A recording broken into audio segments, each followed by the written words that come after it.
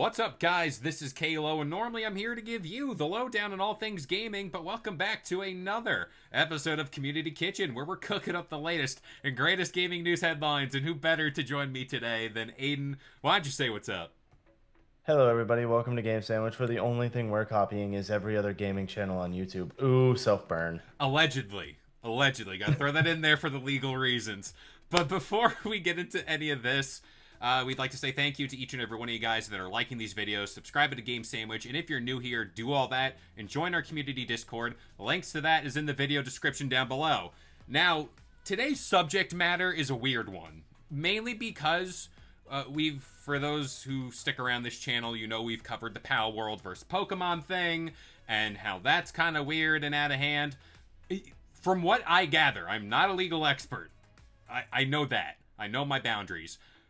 It looks like we're covering the flip side of this, where things are getting weird between Tencent and Sony. Now, for those of you out of the loop, recently, earlier this year, Sony filed a lawsuit against Tencent in the California federal courts that talks about copyright and trademark infringement with this game called Light of Mortium.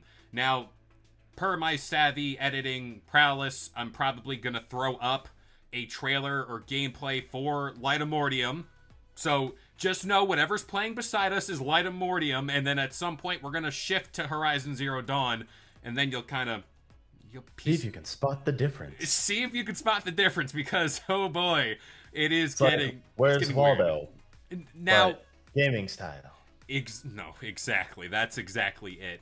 Now, it looks like recently Tencent has finally responded to the motion, and they want to dismiss everything. Now, before I dive into all the legal mumbo jumbo and sound like a fool, Aiden, because we've talked about this situation before, what do you think about all the latest happenings here? I think that, Tencent should just shut up and stop with this. I think from the first time I saw the game, I was like, why are they just making a blatant ripoff of Horizon Zero Dawn? Why? I mean, come on, it's a little hard to make a game with robot dinosaurs or anything without it being like, oh yeah, that's Horizon Zero Dawn.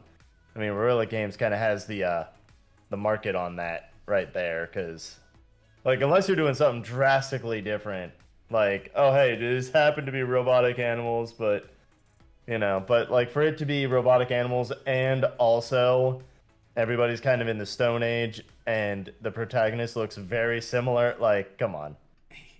Yeah, man. Peek behind the curtain if you're looking at the thumbnail for this video. Tell me the difference, please, because I can't. Normally, I could be like, that thing. Yeah, it's a whole thing. So, I'm going to be reading from an Insider Gaming article, Sam Sampoli. Shout out to you for this, because you do a great job kind of organizing everything. So, according to a new report by the Game Post, Tencent has presented a number of points to get rid of Sony's case against the alleged Horizon clone. Alleged Horizon clone, keyword here. The first point of this lawsuit by Sony is Sony isn't attempting to ward off piracy, plagiarism, or a genuine threat to its intellectual property. Instead, it is an improper attempt to fence off a well-trodden corner of popular culture. This, I think, stems from what you just said about, like, what are we doing as far as this isn't like a Pokemon Pal World thing. This isn't like like it vaguely does the mechanics. This is like a shot for shot thing of like, here's my homework, but change a few words around. Like, that is that to a T. Yeah, they perfectly paraphrased everything that is Horizon Zero Dawn and tried to pass it off as something different. Yeah. Come on. That is definitely, like, anybody can look at the two and tell that the one is a blatant ripoff of the other. I mean, with Pal World, there's nothing there. Pal World even has its own clone, like called like Pal Land or something now. Yeah. So there you go. That Nintendo made, mind you. Or not Nintendo made, but Nintendo allowed on its own store. So come on there. Jeez, Nintendo. But so, I mean, really, you can tell when something's a blatant ripoff and when something's like just like, oh, it took inspiration from it, or you know, or it like just wanted to improve on mechanics of the old Mhm. one that it liked, you know. Like in the case of Pal World, ooh, the catching mechanic, it's a lot better than Pokemon. Hate to break it to you, Nintendo, they did it better. Suck it up and quit being babies. But, you know, but in the case of this, there's nothing that they're doing better. There's nothing that they're fundamentally changing about the game that is literally going, hey, here's the game, but different art style, maybe? That's Not the even really that different of an art style. It isn't. It's very much, very shot for shot. Now I'm going to continue reading more because Tencent states that Sony is a, quote, an impermissible monopoly on a genre conventions as it tries to transform ubiquitous genre ingredients into proprietary assets. Tencent defends Light of Mortium, stating that they are simply incorporating, quote, the same time-honored tropes, and they bring up games like Enslaved, The Legend of Zelda Breath of the Wild, Far Cry Primal, Far Cry New Dawn, Outer Worlds, and Biomutant as examples of games like, you know, what they're trying to do here. But here's the thing, those games don't look exactly like one another. They use similar mechanics, I will say that. Like Breath of the Wild, I'm sorry, but well, not sorry. Nintendo stole literally every mechanic of that from Ubisoft. Hey, It was literally like Ubisoft created Breath of the Wild, and yet people wonder why I don't like that game. So it's like, come on. But in this case, it is literally, they look the same. now, this is where, out of everything they've presented so far, this is their strongest argument. The next defense by Tencent against Sony's lawsuit could be the strongest one. They mentioned that Jan Bart van Beek, the art director for Horizon Zero Dawn, had stated during a behind-the-scenes documentary that Horizon Zero Dawn's game's core conceit was already executed by Enslaved Odyssey to the West in 2013. The art director had also warned Sony, stating that they shouldn't pursue this as it touches on too many of the points from Enslaved. Horizon Zero Dawn was shelved for some time, only to be brought back to life by PlayStation later. So basically what they're saying here is they were using some assets and some things or borrowing elements from another game, and like, hey, like, they can do it, why can't we? I assume that's what they're getting at here. You know, I didn't even know what Enslaved was. I will be honest with you. I had no idea what it was. I'm assuming it's Enslaved Odyssey to the West. Yeah. I'm assuming that's what the game here is. Enslaved Odyssey to the West in 2013, yep. Yeah, I've personally never played it. But just looking at it, this looks nothing like Horizon Zero Dawn except for, oh, the atmosphere is people who are like, well, not the atmosphere plot. The atmosphere is like, oh, ruined city, you know? Oh, people are like kind of tribal looking. There you go. That right there, that's not ripping anything off, you know?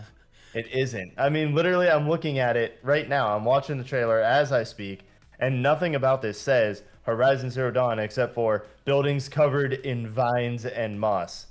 Are buildings covered in vines and moss now considered like patented or something? Did Nintendo patent it at this point?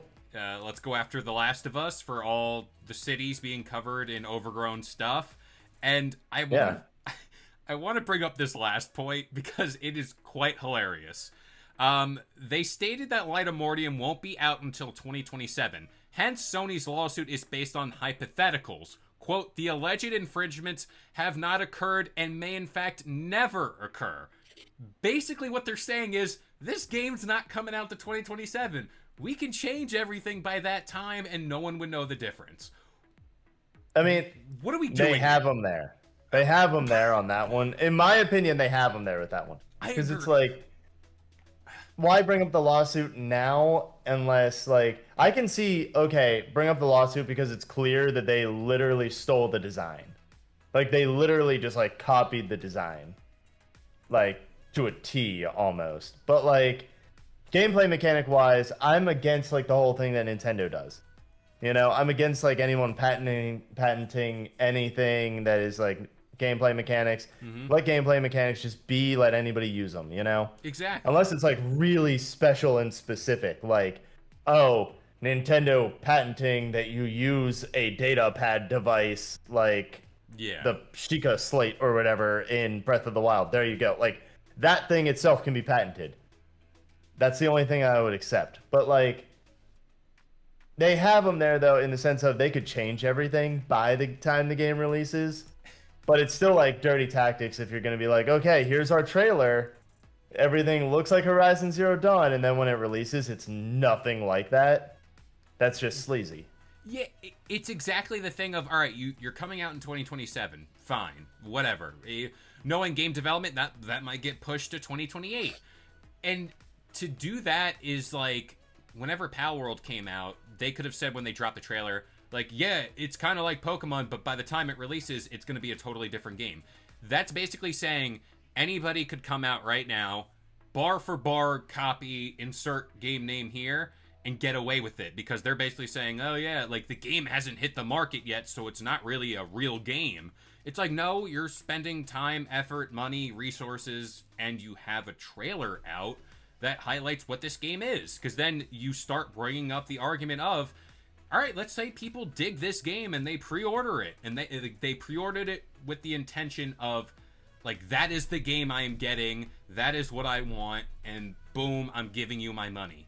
By the time they release, then this is a whole other legal problem they create for themselves, where it's like, oh, you promised one thing and gave us another.